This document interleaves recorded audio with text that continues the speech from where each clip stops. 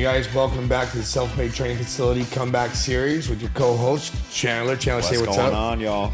So we talked about niching down your business in our last episode and finding your ideal client avatar and the client that you best serve and that you are best prepared to serve. Right. So today we're talking about client retention versus always being in the rat race and having to chase and hunt down clients.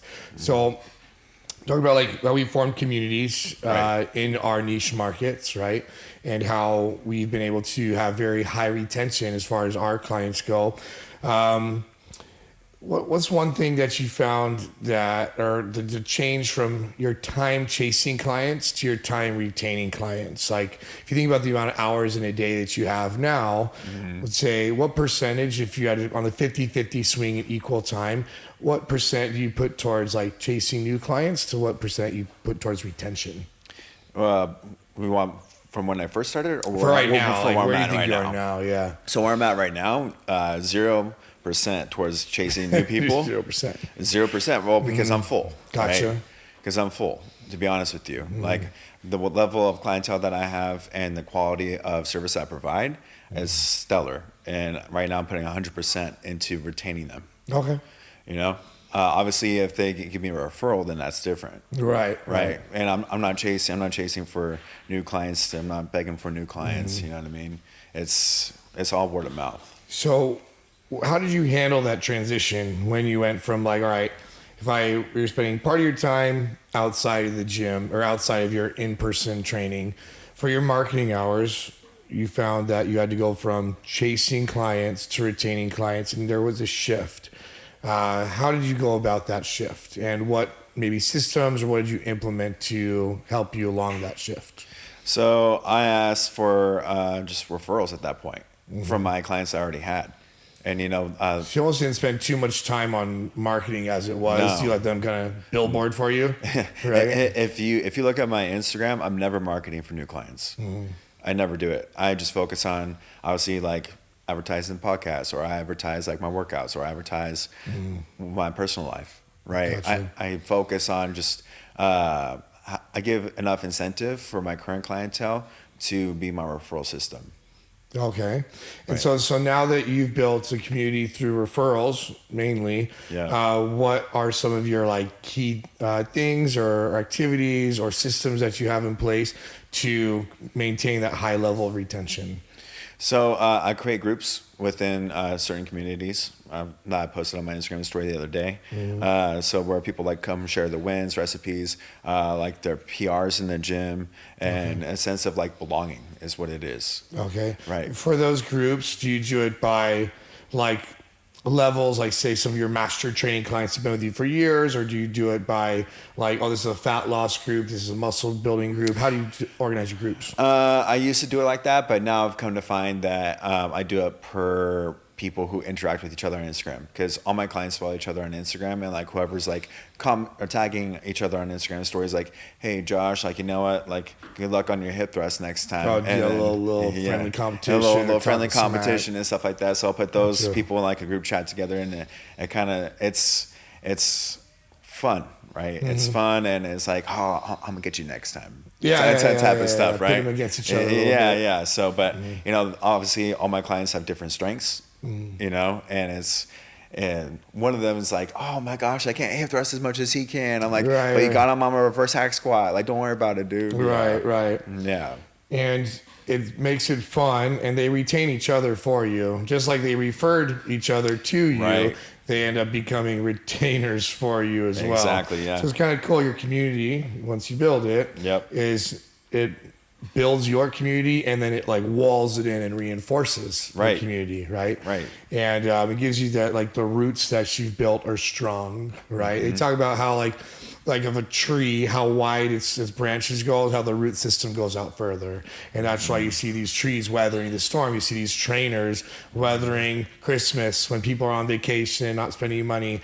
When it comes time to summer, when half your clients go on vacation, like the true trainers that have built communities survive those times. When COVID hits, except the COVID word, when stuff hits, the stars of the sea, that doesn't exist. When those times hit and they start start shutting down businesses and everything, like who survives, right? It's one that set those roots down. Right. So I feel like during those times, like Christmas time, right? Like a client appreciation party, right? I feel like that is what's going to like be one of the added values or added things at no additional cost to my community, you know, but my wife's saying, I appreciate you guys staying with me throughout the entire seasons, right? Or even vice versa for the summertime. Hey, I'm launching an 8-week or 12-week transformation challenge to get you guys shredded for summer. And you know what? At the end of it, I'll throw a pool party for you guys. Right. So that's a good one too. As far as retention isn't free. Retention can be cheaper when you have people retaining each other for you. Exactly. But what's one thing that you've done as you've built a solid community now to prepare for those retention events? Because with marketing, you kind of know, okay, I'm going to spend $500 on, social media marketing, or I'm going to spend, $100 on ad spend a month, or I'm going to spend whatever. You have these expenses that are pretty much recurring. Yeah. But when you're first starting to build retention, some of those aren't recurring expenses yet, right? The first time you're going to throw up a client party. I remember the first time I threw a client party, it was, it cost about $1,500. Yeah. And it was nice because my client at the time, his family owned a winery, so I didn't have to pay a venue fee. Right. All I paid for was 2 food trucks to be there, and I paid for like whatever food was eaten from those 2 food trucks. And then I paid for a certain amount of bottles of wine for everybody. And then I bought like yard games, like the big tic-tac-toe and like a life Connect 4 and stuff like that for kids, Right. And I actually donated those to the winery afterwards. I didn't want to bring them home in my car. in your Honda, Honda Rari, back in the day, and the Honda Rari, Millennium Falcon, right? And so that was like an expense that I had never prepared for, right. But as your marketing budget maybe comes down when you don't need to market as heavily, right? Whether it's with ads or videography or whatever you're doing, then what do you do with that money? A lot of trainers will go out and buy something for themselves. Right. I say, like, if you're spending money on your business, especially at the start, once that part of your business is solidified, you may not need that money for, say it's $200 a month that you've been spending on social media for some reason. Don't go and then spend that on like upgrading your car or buying or going on a trip. Like, keep that $200 in your business, put it back into it, put it somewhere else, right? So how did you go from like maybe doing something for marketing or your, whether it was time or money, to prepare for retention spend? So retention spend, I would say, well, my first client appreciation party I did it at Bare Knuckle Brewery, Ville headquarters. But now I'm looking to do another client appreciation party to now I can like level up the next one, the next experience, right? Right. But I think it's all based upon like feedback, like of how much my clientele shows. And what the feedback is on, like, hey, that was a great party, and we appreciate it so much that you threw that for us. Now it kind of gets me, like, can allocate those funds I didn't spend on social media marketing, and I can now make their next appreciation event that much better. Right. Yeah. I had a cool one. It was, we had like 23, 24 moms come to my mom brunch like last year.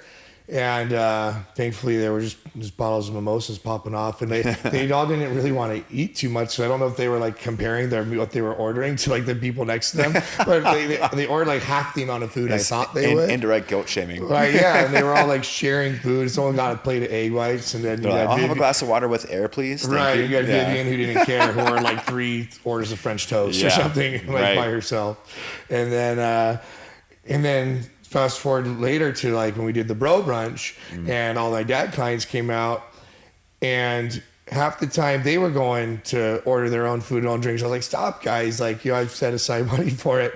And we ended up going to like 3 different places. And I spent I had about 20 guys over the 3 places we went to. And I probably spent half of what I did in 2 locations than I did for about the same amount of moms in 1 location, because the dads kept showing up. So thanks, Taz, for making that retention party a lot cheaper for me. Well, what do you do? For like, so I know you do both. You do advertising and social media funds and stuff like that. But then you're very good at planning parties. So how do you kind of advocate for that? I usually turn off the marketing for like 4 to 6 weeks before, as far as expenses go, and then I save that money plus like the few weeks after. Usually I'll try and do some form of video or like have the guys come out if we're doing something for the facility. Yeah. And so that's been a struggle for me this past year, is now with more operations here, is taking finances from my own finances to fund stuff for the facility as well. Like when it's been like dinners or parties or marketing, especially with the guys, and like our Christmas party. So this last year I didn't have a Christmas party, and my clients were all wondering like, oh, what's going on? Right. And it's because we did the trainer Christmas party instead. So this year I want to make sure that I allocate, now that I have like multiple expenses, that I do a better job at like saving and putting that money away. Right. But usually what I'll do is every time I get a new client, I allocate a certain percentage of funds to different things, because I already have all my bills set and then my investments set, and those ones will never go away. There you go. So any new client that comes in, their money directly goes and is already split. This one's going to retirement. This amount of money is going to advertising. This one's going to taxes, whatever, and separated that way. So what I think a lot of people do at the start is they get a lot of money coming in, and then when they go private, and then they start buying more stuff. Right. Instead of like thinking, how can I reinvest in my business to make sure that this money keeps coming in? Right. Because a lot of times when you're hungry at the start, you're working a lot harder, because it's exciting to get a new client. And it's easier because you have more time. Or you think like, oh, it's going to keep on coming. Right. Then you realize, oh no, now my hours are full. It's coming in. It's not coming, right? Yeah. So I find that like having a plan for new clients once you've already retained some, so that you know, like, this is my base income now. These are my base clients. With new people coming in, I treat them differently financially, because I don't expect them to be lifers maybe until they become that. Right. But treating a new client like you treat a lifer client that's been with you for a few years is going to be a little bit different. So you have to treat the way you deal with their finances differently too. If you got a new client that comes in and they're paying you $800 a month, you don't know if that's going to last, 3 months only, or if it's going to last 3 years. So going out and getting a new car or something for $800 a month, probably not exactly what you do. What happens if that client leaves you in 2 months? So I think that's a good topic to bring up, right? How do you save and put away for any rainy day fund? When I hit my financial goal, remember I reached out to you and you texted me what? You texted me to have 6 months or 5 months in reserve. Right. And 5 months in reserve of all your bills, right? Yeah. And then what else? And then you were talking about investments. Your and stuff IRA like that. first put away. If it's like $700 a month now, I think you can do something like $600-700.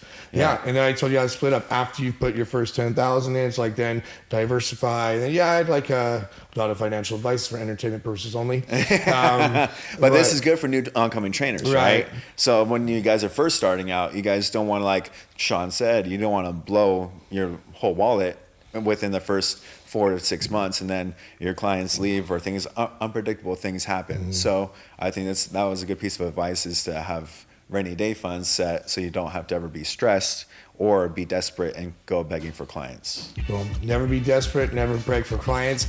Episode 4 of this 10-part series is the business mistakes we made early on. Catch us next time. Way to fucking roll straight to the end, bro. Catch you later. See ya.